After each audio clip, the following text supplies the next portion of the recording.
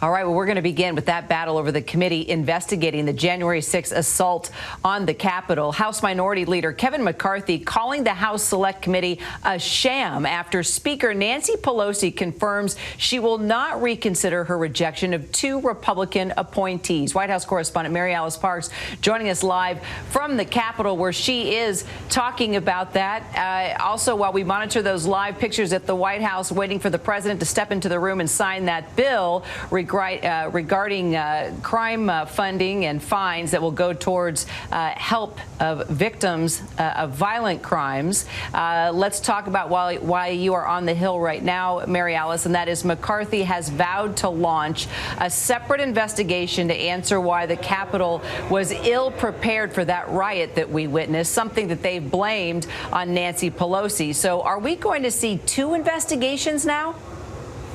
Yeah, Kira, I'm up here because there's a lot of action on the Hill. All of this debate about a select committee looking into January 6th and obviously the ongoing infrastructure negotiations. It's hard to imagine that we will see two separate probes into what happened on January 6th, though you're right. Leader McCarthy is threatening to do just that. But remember, if he was to set up his own working group on this, it wouldn't have subpoena power. It probably wouldn't be able to bring people in front of the committee. So right now, the big question is who's going to be on this select committee that Speaker Pelosi is committed to forming. A lot of questions today about whether she will ask other Republicans, in addition to Congresswoman Liz Cheney, to join that committee. She's eager to make sure it is bipartisan in some way, it seems.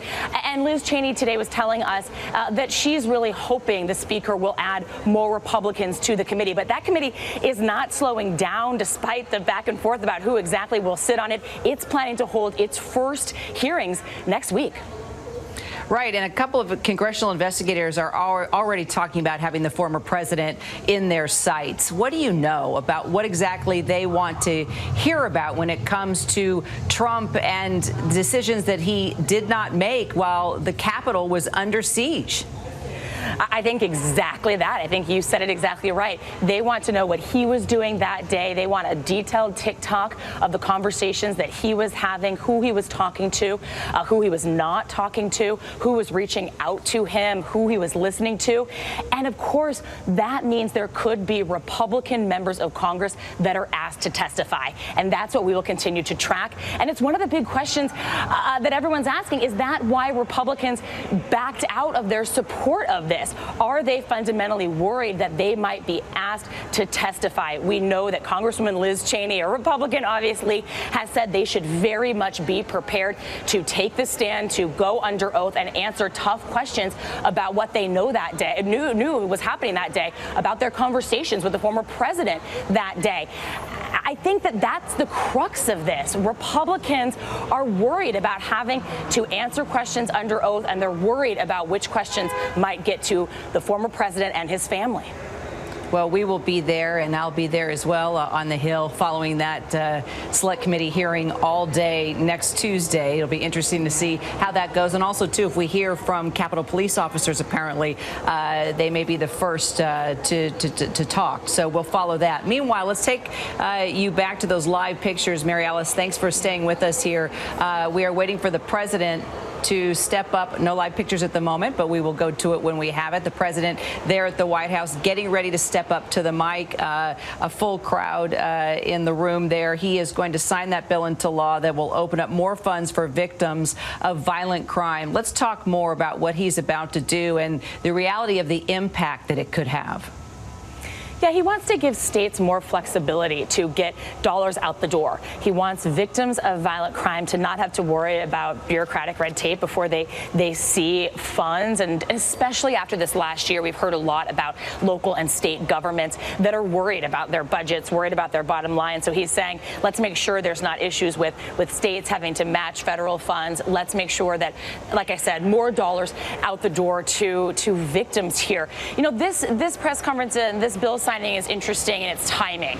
Just yesterday, the Attorney General making clear that he's going to launch these strike forces around the country. We've heard some talk about this, but he listed the 5 cities around the country that he's going to be working closely with. The idea that federal prosecutors, federal law enforcement agents will now deploy to some of the biggest cities in the country to work on issues of violent crime, to work on drug trafficking and specifically gun violence. We've heard the Attorney General today talk about this need to make sure that federal agents are working alongside local agents as they try to figure out how guns are crossing state lines and getting into criminals' hands.